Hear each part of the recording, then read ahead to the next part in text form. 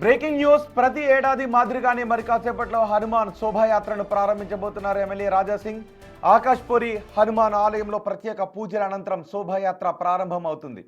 శ్రీరామ నవమి వేళ జరగనున్న ఈ శోభాయాత్రలో పాల్గొనడానికి భక్తులు పెద్ద సంఖ్యలో తరలివస్తున్నారు. దీంతో ధూల్పేట గల్లీలు జై శ్రీరామ్ నినాదాలతో హోరెత్తుతున్నాయి.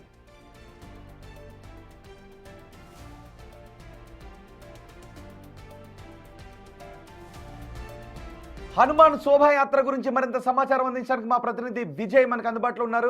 విజయ్, శోభాయాత్రకు సంబంధించిన సమాచారం ఏంటి? ఏ ఏ రూట్లలో ఈ శోభాయాత్ర వెళుతుంది? ఎన్ని గంటల పాటు కొనసాగుతుంది? ఎస్ రోహిత్, శ్రీరామనవమి సందర్భంగా ధూల్పేట గల్లీలన్నీ కూడా శ్రీరామనవమికి సంబంధించి హనుమాన్ శోభాయాత్రకు అయితే సిద్ధమయ్యాయని చెప్పాలి. సో కొద్దిసేపటి క్రితం ఇటు ఆకాష్పురి హనుమాన్ టెంపుల్కి కూడా ఇటు ఎమ్మెల్యే రాజాసింగ్ చేరుకొని ప్రత్యేక పూజలు నిర్వహించి శోభాయాత్రను కూడా మొదలుపెట్టారు. చూడొచ్చు, పూర్తిగా ధూల్పేట గల్లీలన్నీ కూడా ఎక్కడికక్కడ కాషాయమయం అయిపోయినటువంటి పరిస్థితి కనిపిస్తూ ఉంది. పెద్ద ఎత్తున భక్తులు కూడా చేరుకొని జై శ్రీరామ్ నినాదాలతోని ఈ యొక్క శోభాయాత్రలో పాల్గొనేందుకైతే సో ఎక్కడెక్కడి నుంచో నగర నలుమూలల నుంచి కూడా ఈ యొక్క శోభాయాత్రలో పాల్గొనేందుకైతే వచ్చారనేది చెప్పాలి. సో ప్రతి ఏటా కూడా ఇంతే అంగరంగ వైభవంగా ఇటు రాజాసింగ్ అయితే ఈ యొక్క శోభాయాత్రని నిర్వహిస్తూ ఉంటారు. సో ప్రధానంగా మొదట ఈ యొక్క శోభాయాత్ర సీతారాం బాగ్లో మొదలవుతుంది. అనంతరం ఇక్కడ ఆకాష్పురి టెంపుల్ నుంచి కూడా స్టార్ట్ అవుతుంది. ఆల్రెడీ ఇక్కడ సీతారాం బాగ్ నుంచి ఈ యొక్క శోభాయాత్ర మొదలైపోయింది. సో కొద్దిసేపటి క్రితం ఇటు ఆకాష్పురి టెంపుల్ నుంచి కూడా హనుమాన్ ఆలయం నుంచి కూడా ఈ యొక్క శోభాయాత్ర అయితే మొదలైపోయినటువంటి పరిస్థితి కనిపిస్తూ ఉంది. ఆల్రెడీ ఇటు ఎమ్మెల్యే గోషామాల్ ఎమ్మెల్యే రాజాసింగ్ కూడా ఆలయానికి చేరుకొని పూజలు నిర్వహించినటువంటి తర్వాత ఈ యొక్క శోభాయాత్రని ప్రారంభించారు. అయితే ఇటు సీతారాం బాగ్ నుంచి హనుమాన్ వ్యాయామశాల వరకు కూడా కొనసాగేటువంటి ఈ యొక్క శోభాయాత్ర అనేది ఈరోజు సుమారుగా 3 గంటల వరకు ప్రారంభమైందనే చెప్పాలి. ఇక్కడి నుంచి రాత్రి 10-11 గంటల వరకు కూడా ఈ యొక్క శోభాయాత్ర అయితే కొనసాగుతుంది. ప్రతి ఒక్కళ్ళు కూడా చిన్న పెద్ద అని తేడా లేకుండా ఈ యొక్క శోభాయాత్రలో పాల్పంచుకుంటా ఉన్నారు. ముఖ్యంగా ఇటు సీతారాం బాగ్ నుంచి అలాగే ఇటు గాంధీ స్టాచ్యూ నుంచి బేగం బజారు ఛత్రి వరకు చేరుకుంటుంది. ఛత్రి దగ్గర ఇద్దరు ఇటు సీతారాం బాగ్ నుంచి వచ్చినటువంటి శోభాయాత్ర అలాగే రాజాసింగ్ శోభాయాత్ర రెండూ కూడా ఛత్రి దగ్గర కలుసుకుంటాయి. అక్కడి నుంచి ముందుకు వెళ్తున్నటువంటి పరిస్థితి కనిపిస్తుంది. సో అక్కడి నుంచి ఇటు కోటి మీదుగా అలాగే ఇటు హనుమాన్ వ్యాయామశాల వరకు కూడా కంటిన్యూ అవుతుంది ఈ యొక్క శోభాయాత్ర. సో ఈ శోభాయాత్రలో భాగంగా ప్రతి ఒక్కళ్ళు కూడా హిందువులందరూ ఈ శోభాయాత్రలో పాలు పంచుకునేందుకు పెద్ద ఎత్తున ఇటు ధూల్పేట్ గల్లీలకైతే చేరుకున్నారనే చెప్పాలి. ఒక పక్క సీతారాం బాగు, మరొక పక్క ఈ యొక్క ధూల్పేట రెండు ఏరియాలు కూడా పూర్తిగా కాషాయమైపోయినాయని చెప్పాలి. ఎందుకంటే ప్రతి హిందూ నగరంలో ఉన్నటువంటి ప్రతి హిందువు కూడా ఈ శోభాయాత్రలో పాలు పంచుకునేందుకైతే పెద్ద ఎత్తున ఇక్కడికి చేరుకుంటారు. ఈవెన్ వేరే రాష్ట్రాల నుంచి మహారాష్ట్ర కావచ్చు, కర్ణాటక కావచ్చు, ఆంధ్రప్రదేశ్ కావచ్చు, మన తెలంగాణ పరిసర ప్రాంతాల్లో ఉన్నటువంటి చాలామంది కూడా ఈ యొక్క ర్యాలీలో పాల్పంచుకునేందుకంటే ఈ యొక్క శోభాయాత్రలో పాల్పంచుకునేందుకైతే పెద్ద ఎత్తున వస్తూ ఉంటారు. సో చూడొచ్చు, మొత్తం డీజే మోతలతోని అలాగే మొత్తం అంతా కూడా దద్దరిల్లుతున్నటువంటి పరిస్థితి కనిపిస్తూ ఉంది. ప్రతి ఒక్కళ్ళు చాలా వరకు కూడా ప్రతి ఒక్కళ్ళు ఈ శోభాయాత్రని చూసేందుకైతే వస్తుంటారు.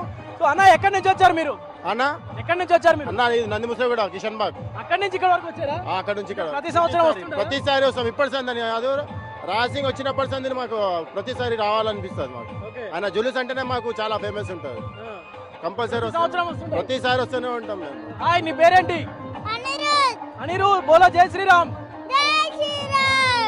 రోహిత్, చూస్తా ఉన్నాము చిన్న పిల్లలు అయితే చాలా సరదాగా జై శ్రీరామ్ నినాదాలతోటి సో ముందుకెళ్తున్నటువంటి పరిస్థితి కనిపిస్తూ ఉంది. సో ఒక్కొక్కరు ఇలాంటి ఛత్రపతి శివాజీ జెండాల్ని కావచ్చు, శ్రీరాముని జెండాల్ని కావచ్చు చేతబూని ఈ ర్యాలీలో పాల్గొనేందుకు అయితే ముందుకు వస్తా ఉన్నారు. సో అన్న, ఎక్కడి నుంచి వచ్చారు మీరు? మేము లాల్దర్వాస అన్న. లాల్దర్వాస నుంచి వచ్చారు. ప్రతి సంవత్సరం వస్తారా? ఎవ్రీ ఇయర్ వస్తామన్న. ఎట్లా ఉంది శోభాయాత్ర? ఇప్పుడు అయితే స్టార్ట్ అవుతుంది, అప్పుడు ఉంటుంది హంగామా ఉంటుంది. ఇప్పుడు గట్టిగా ఉంటుంది ఇక ఏమున్నా. అంతేనా? అంతే. మీరు ఎక్కడి నుంచి వచ్చారు? జై శ్రీరామ్. జై శ్రీరామ్. ఎక్కడి నుంచి వచ్చారు? ముందుగా మీకు శ్రీరామనవమి శుభాకాంక్షలు. మీకు కూడా శుభాకాంక్షలు అందరికీ. మేము లాల్ దర్వాజా నుంచి వచ్చాము. రాజాబాయికి చూసి ఇప్పుడు చాలా ఆనందంగా తీర్చుకున్నాం. సో చాలా హ్యాపీగా అయినాం ఇప్పుడు వచ్చి.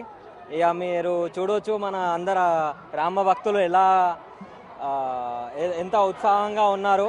దర్శనం చేసుకున్నారా? ఇప్పుడే చేసేసి వస్తున్నాము. చాలా బాగా దర్శనం అయినాయి. Thank you. ఇటు రోహిత్ చూస్తా ఉన్నాము, లాల్ దర్వాజా కావచ్చు, కిషన్ బాగ్ కావచ్చు, సిటీ నలుమూలల నుంచి కూడా ఈ ర్యాలీలో పాల్గొనేందుకు, ఈ యొక్క శోభాయాత్రలో పాల్గొనేందుకు అయితే వస్తుంటారు. చిన్న పిల్లలు అయితే జెండాలు పట్టుకొని మరి జై శ్రీరామ్ అనేటువంటి నినాదాలతోటి చాలా సరదాగా గడుపుతున్నటువంటి పరిస్థితి అయితే కనిపిస్తా ఉంది. సో డీజే స్టెప్పులకి, డప్పుల మోతలకి ఆ చిన్న పిల్లలు ఎంత సరదాగా గంతులేస్తా ఉన్నారో మనం చూడొచ్చు. సో ఇలాగే ప్రతి సంవత్సరం ఇలాగే ఈ శోభయాత్ర కొనసాగుతుంటుంది.